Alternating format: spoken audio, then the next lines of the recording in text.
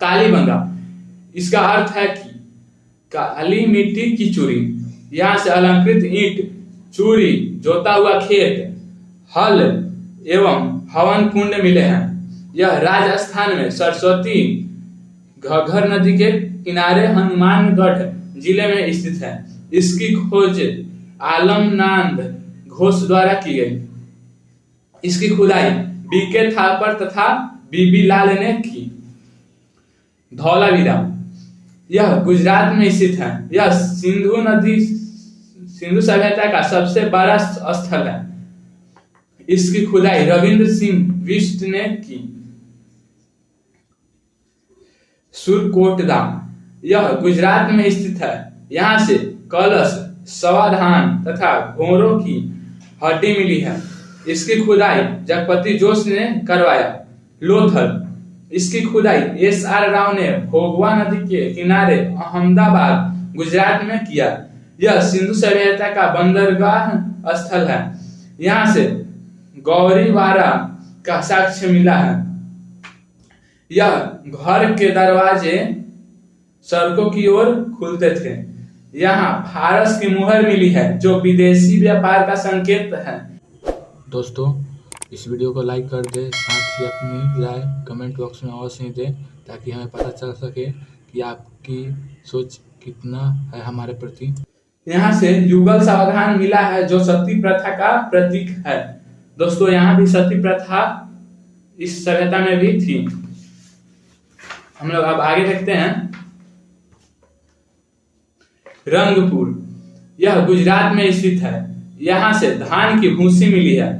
सिंधु सभ्यता का सबसे बड़ा स्थल धौलावीरा है जो गुजरात प्लस पाकिस्तान में स्थित है। लेकिन जब क्वेश्चन पूछेगा भारत में सबसे बड़ा स्थल राखीगढ़ हरियाणा में स्थित है। सिंधु सभ्यता का सबसे बड़ा स्थल भारत का राखीगढ़ हरियाणा में है। सिंधु सभ्यता का सबसे बड़ा शहर अगर पूछेगा तो मोहनजोदड़ो है।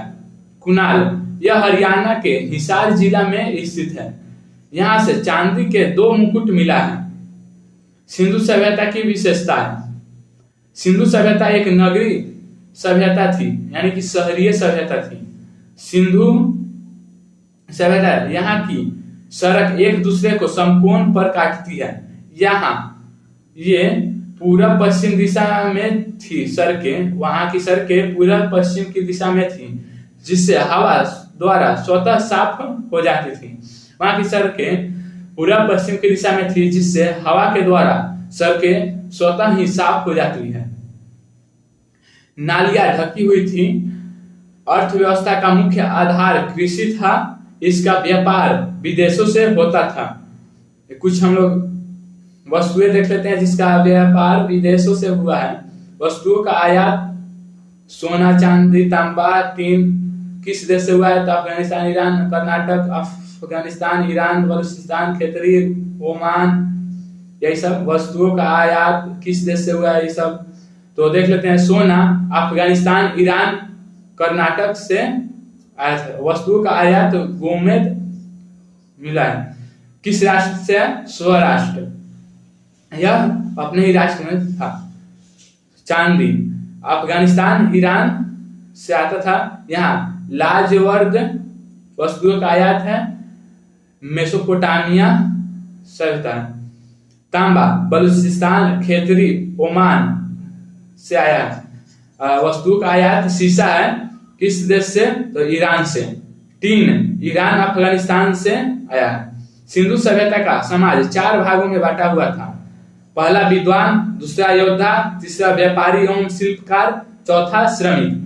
इनका समाज मातृशतात्मक था। मातृशतात्मक यानी कि अपने नाम से पहले अपनी माता का नाम लेना रहता है परिचय के लिए। इसकी लिपि भाव चित्रात्मक थी जिसे पढ़ा नहीं गया। इस लिपि को दाएं से बाएं की ओर लिखी जाती थी।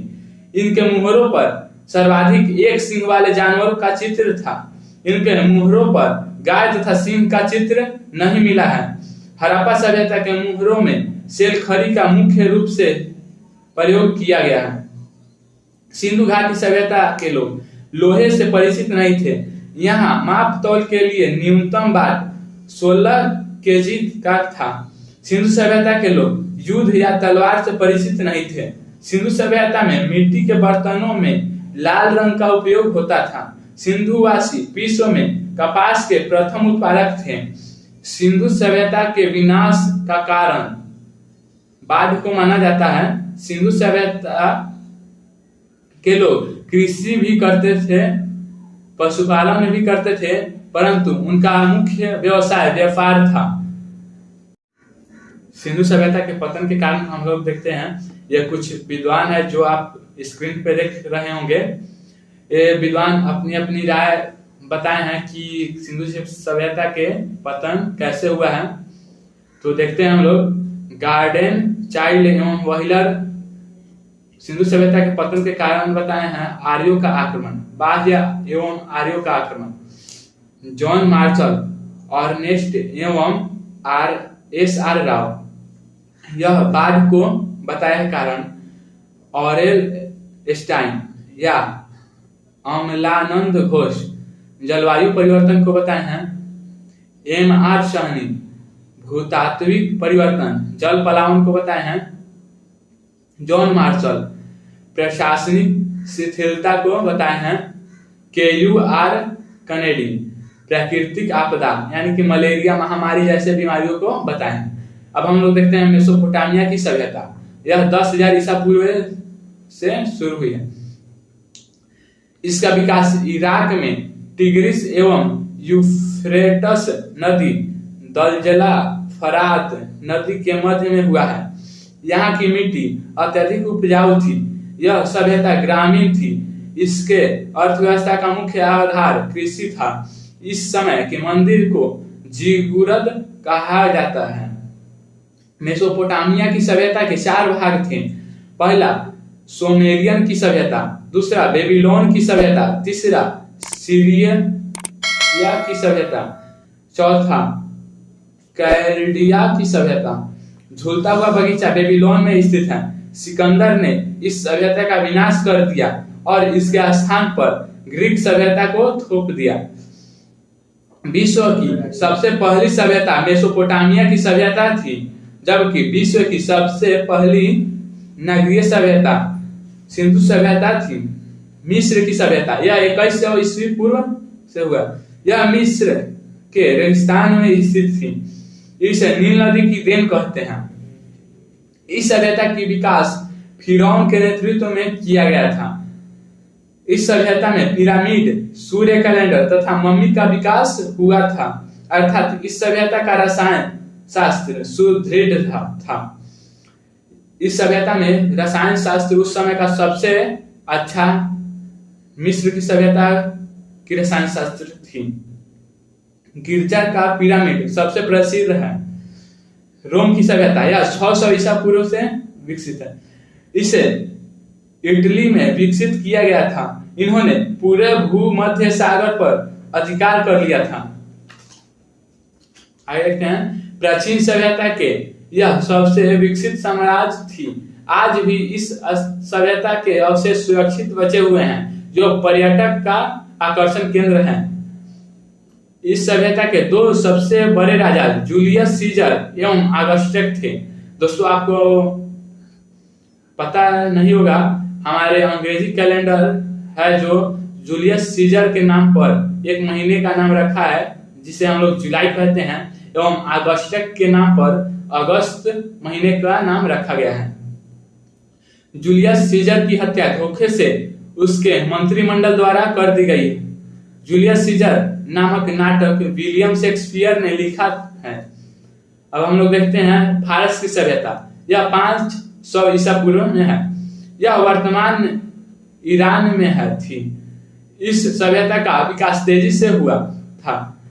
इन्होंने पूरे अरब प्रायद्वीप पर अधिकार कर लिया था। इनकी सभ्यता फारसी थी तथा फारसी धर्म को मानते थे। सिकंदर ने इस धर्म का अंत कर दिया। स्पार्टा अपने बहादुर सैनिकों के लिए विख्यात है। यह ग्रीस के पास एक छोटा सा क्षेत्र था। स्पार्टा के मात्र 300 सैनिक ने लियोनाइड्स के नेतृत्व में ग्रीस के 20,000 सैनिकों को मात दे दी थी। ग्रीस के विशाल सेना का नेतृत्व जर्कसीज कर रहा था। जर्कसीज ने धोखे से स्पार्टन्स को हरा दिया। अब हम लोग देखते हैं पीली नदी की सभ्यता। यह चीन में 5000 ईसा पूर्व में विकसित थी। हांगहो नदी के तट पर इसका विस्तार था। यह सभ्यता अपने उपजाऊ भूमि के लिए प्रसिद्ध थी। अब इस सब हम लोग पढ़ लिए। इसके बाद हम लोग वन लाइनर क्वेश्चन देख लेते हैं, जिससे हम लोग को क्या क्या पढ़े हैं ये पता चल जाए। आप लोग कमेंट में इसके आंसर दे दीजिएगा। हड़प्पा सभ्यता में कौन सी दो मुख्य खाद्यान्न पाई जाती है? जौ और गेहूं। स्वतंत्रता प्राप्ति के बाद सर्वाधिक हड़प्पा कालीन स्थलों का पता कहां से चलता है? गुजरात से। हड़प्पा कालीन शहरों एवं नगरों को किस प्रकार बांटा गया था? आयताकार खंडों में। मानव सभ्यता को सैंधव काल में किन दो प्रमुख चीजों की प्राप्ति हुई? गेहूं और कपास। सॉरी, यहाँ पे सिंधु होगा। सिंधु सभ्यता का समूच क्षेत्र किस आकार का है? त्रिभुज के आकार का। हड़प्पा सभ्यता का पूरा क्षेत्रफल कितना है?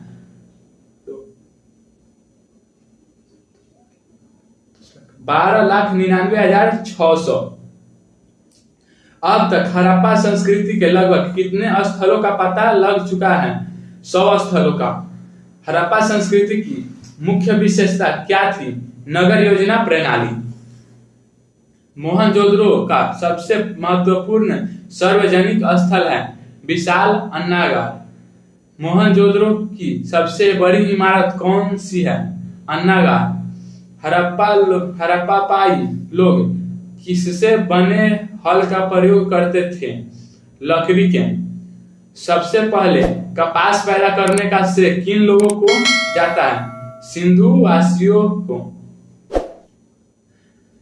कपास को यूनान के लोग किस नाम से पुकारते हैं? सिंडन।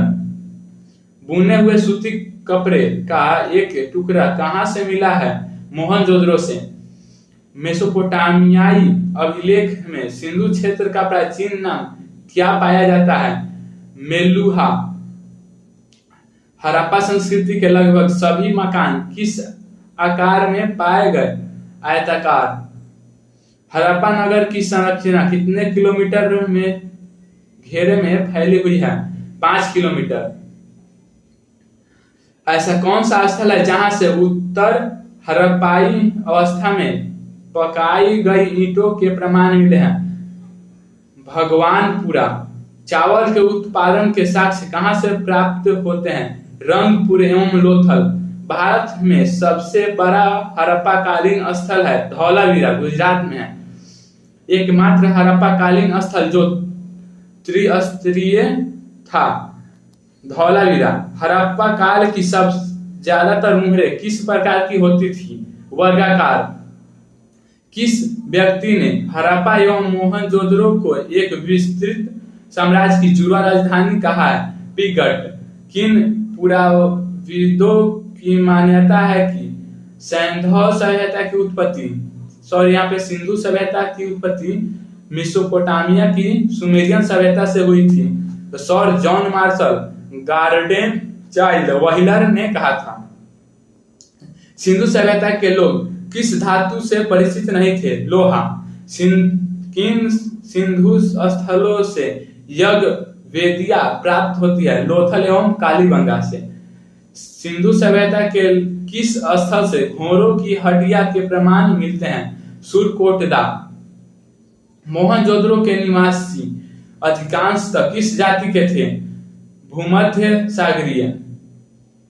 अधिकांश विद्वान की धारणा के अनुसार सिंधु सभ्यता के निर्माता किस भाषा में संबंधित थे? द्रविड़। सिंधु स्थलों में किस जगह पर सर्वप्रथम कृषि के साक्ष्य उपलब्ध होते हैं? मेहरगढ़।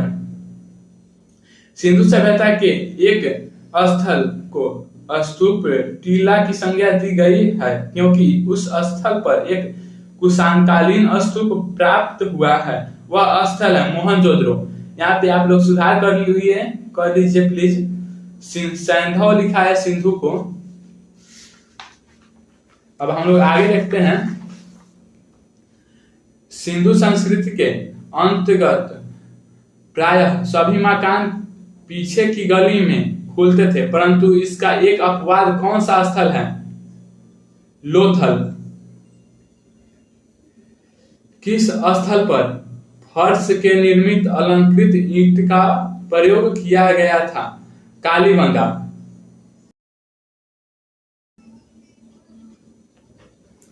सिंधु सभ्यता का ऐसा कौन सा पुरातात्विक स्थल है जो पुरावादियों के मतानुसार 7 बार उजड़ कर बसा था? मोहनजोदड़ो। जिस टीले पर हड़प्पा का दुर्ग बना है उसे व्हीलर ने किस नाम से पुकारा था? माउंट एबी। किन इतिहासकारों का मत है कि सिंधु सभ्यता विदेशी आक्रमण व आर्यों के आक्रमण से नष्ट हुई है? Garden child, wheeler. किस इतिहासकार ने कहा कि जलवायु में हुए परिवर्तन के कारण यह सभ्यता नष्ट हुई? Aurel Stine. मानव समाज विलक्षण है क्योंकि यह मुख्यतः आश्रित है संस्कृति पर। सिंधु घाटी सभ्यता को आर्यों से पूर्व रखे जाने का महत्वपूर्ण कारण है मृद भांड।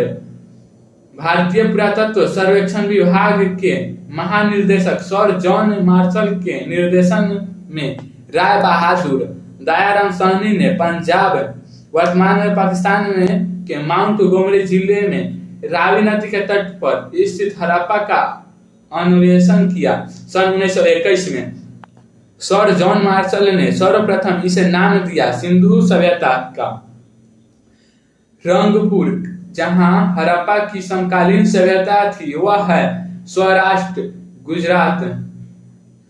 दधौरी एक पर्वतीय हड़प्पीय पुरास्थल है, पंजाब का। सिंधु घाटी सभ्यता का पतन नगर है लोथल। सिंधु घाटी के लोग विश्वास करते थे मातृशक्ति में। चनहुद्रों के उत्खनन का निर्देशन किया था J.H. मौकेन। हड़प्पा का उत्खनन करने वाला प्रथम पुरातात्विक जो इसके महत्व को नहीं समझ पाया था ए कनिंघम। हाथी दांत का पैमाना हड़प्पीय संदर्भ में मिला है लोथल से। हड़प्पा स्थल सोनौली के अभी हाल में उत्खननों से प्राप्त हुआ है मानव समाधान। जिस पशु के अवशेष सिंधु घाटी सभ्यता में प्राप्त नहीं हुए हैं, शेर तथा गाय का सिंधु घाटी सभ्यता में अवशेष प्राप्त नहीं हुए हैं। वह सभ्यता जो नील नदी के तट पर पनपी, मिस्र की सभ्यता उसे कहते हैं। तो दोस्तों, इसके बाद हम लोग सिंधु घाटी सभ्यता के ऑब्जेक्टिव क्वेश्चनों का वीडियो लाएंगे। साथ ही आप देखना ना भूलें। तो यह वीडियो कैसी लगी आप कमेंट बॉक्स में अपनी राय जरूर दीजिएगा। साथ ही आपने इस चैनल को सब्सक्राइब नहीं किया है तो सब्सक्राइब, लाइक और शेयर अवश्य करें अपने दोस्तों के पास। जय हिंद, जय भारत।